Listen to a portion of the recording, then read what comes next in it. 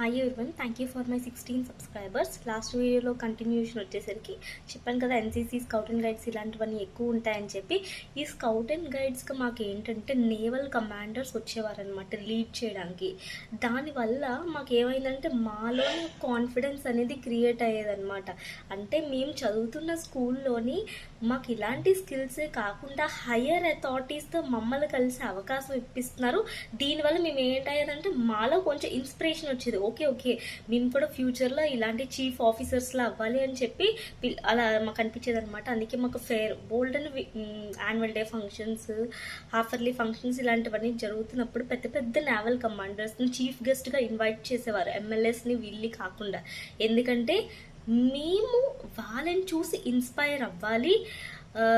ఇంకా వాళ్ళ దగ్గర నుంచి మేము ఏమైనా తెలుసుకోవాలంటే మాకు అప్పుడప్పుడు సెషన్స్ కూడా కండక్ట్ చేసేవారు అనమాట. మేము వాళ్ళతో మాట్లాడే ఛాన్స్ వచ్చేది. ఇంకా లాట్ ఆఫ్ థింగ్స్ మేము వాళ్ళ దగ్గర నుంచి నేర్చుకునేటోళ్ళం.